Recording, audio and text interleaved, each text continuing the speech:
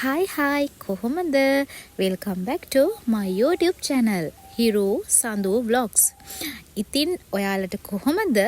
මුලින්ම ඔයාලට සාමය සෞභාග්‍ය පිරි සුබ නත්තලක් වේවා කියලා ප්‍රාර්ථනා කරනවා.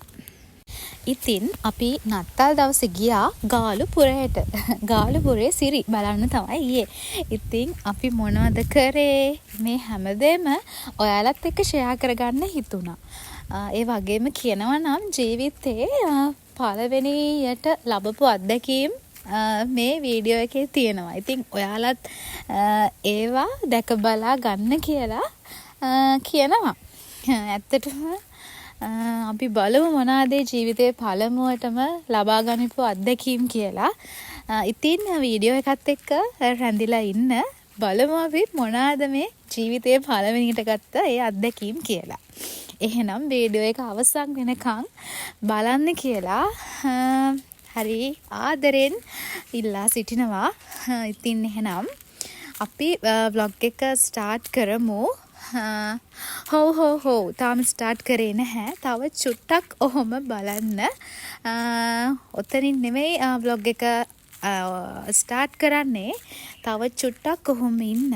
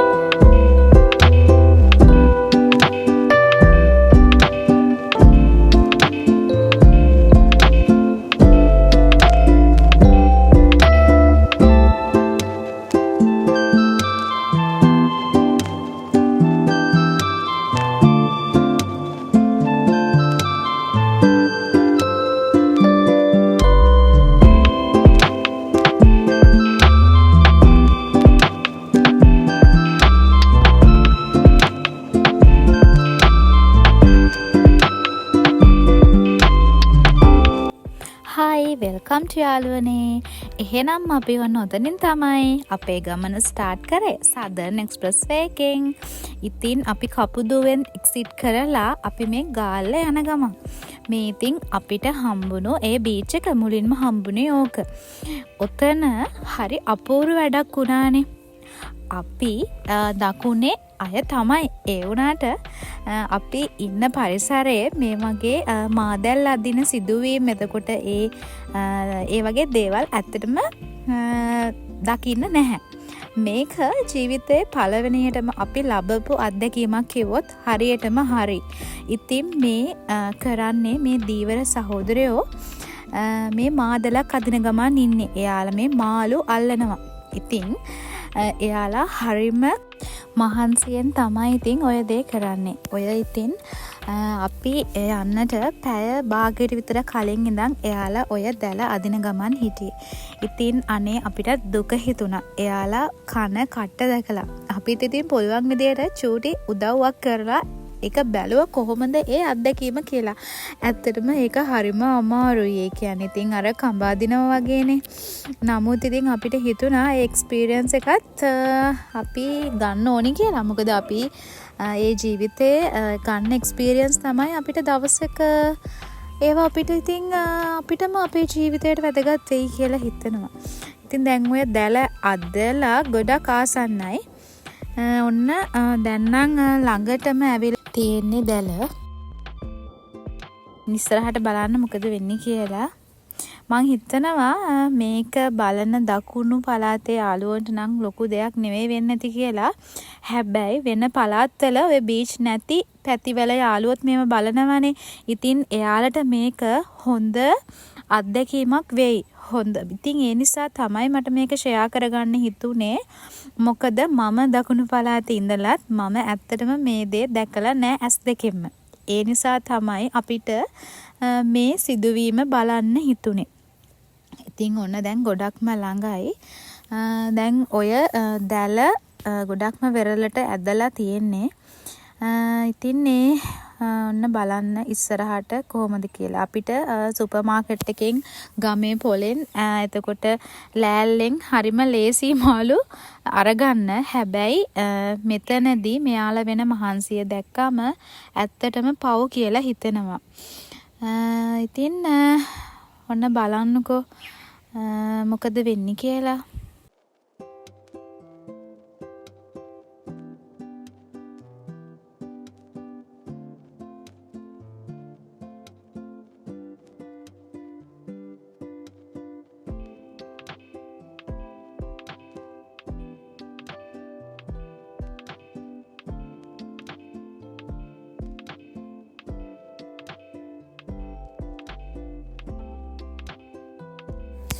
ඉතින් මේ දැලට අහුවෙලා තියෙන ගොඩක්ම හාල් මැස්ස මාළු. ඒ කියන්නේ චූටි මාළු. මේ ඔයාලට පේන්නේ සුදු පාටට ඔය දැල අස්සේ හිර වෙලා ඉන්නේ ඇත්තටම ඒ චූටි මාළු. ඉතින් එයාලත් එක්ක ලොකු මාළුත් ඉන්නවා. ඉතින් ඇත්තටම දැක්කහම ටිකක් දුකයි. මොකද ඉතින් මාළු දඟලනවනේ උතන. ඔයාලට හොඳට පේනවා ඇති. ඒත් ඉතින් මේක මෙයාලගේ රස්සාව. ඉතින් අපි හැම රස්සාවකටම ගරු කරන්න ඕන. මේ ඔයාලට දඟලනවා වගේ පේනවද? මේක ඇතුලේ ඉන්නේ ඉතින් මාළු. එයාලා ඉතින් වෙරළට ඇවිල්ලා ටික වෙලාවක් යනකම් ඔහොම ඉන්නවා.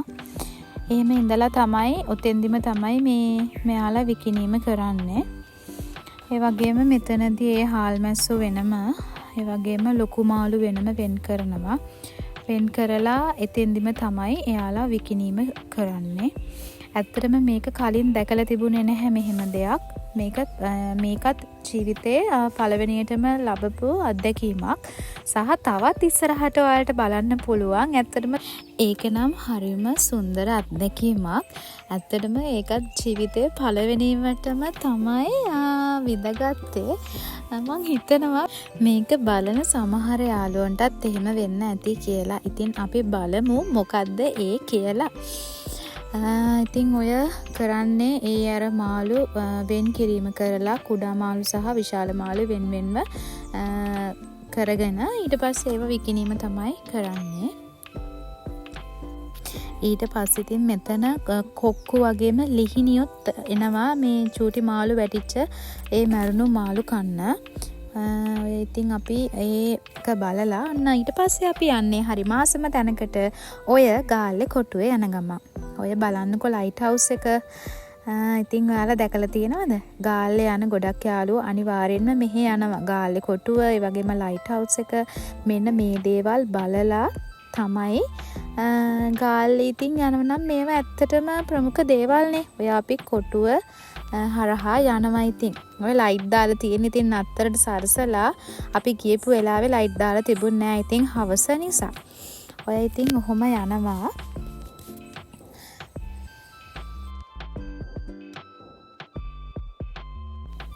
ඔන්න අපි ආවා ඒ ආසම කරන තැනට. ඇත්තටම ආවේ කැස්බෑව බලන්න. ඉතින් මේක මං හිතන්නේ විජය බීච් එක. ඇත්තටම මෙතන හරිම ලස්සනයි.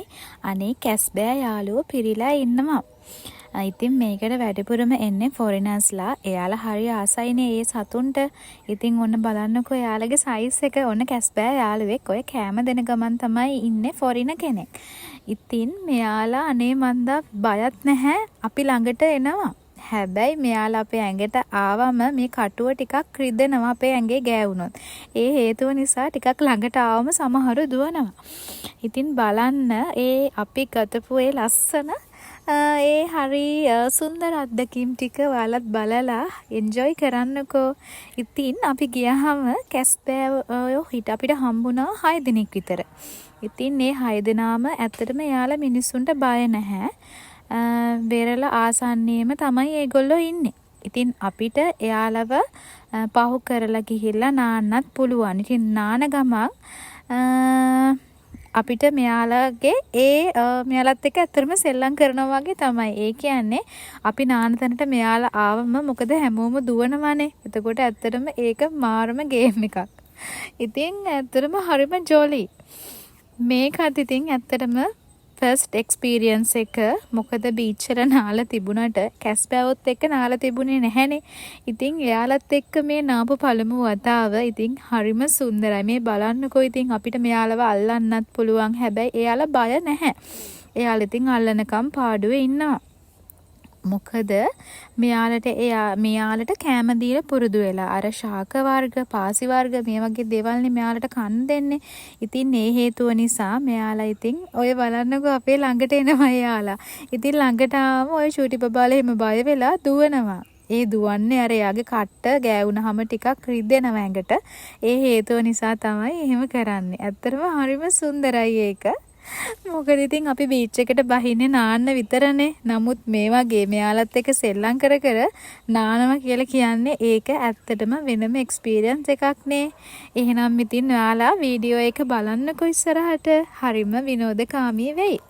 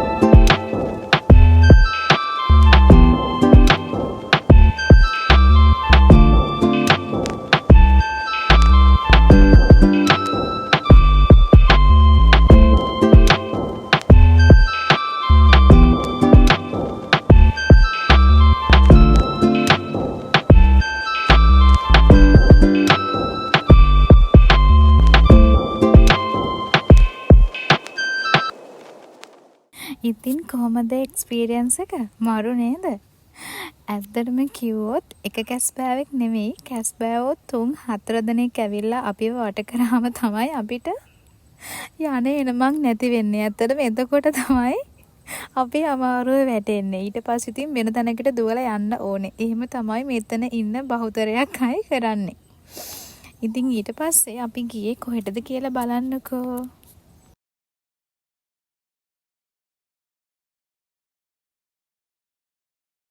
ඊට පස්සේ අපිට යමින් ගමන් හම්බුනේ කොග්ගල. මෙතන පොඩි විශේෂත්වයක් තියෙනවා. ඒ තමයි ලංකාවේ ගමන් මාර්ග 5ක් තියෙන එකම ස්ථානය කියලා තමයි අපිට දැනගන්න ලැබුණේ. ඒ කියන්නේ මුහුදු මාර්ග, ගුවන් මාර්ග, මහා මාර්ග, ඒ වගේම කෝච්චි පාර, පදික වේදිකාව ඉන්නේ ඒ වගේ කියන ගමන් මාර්ග 5ක් තියෙනවා. ඒක තමයි මෙයාලා අපිට කිව්වේ.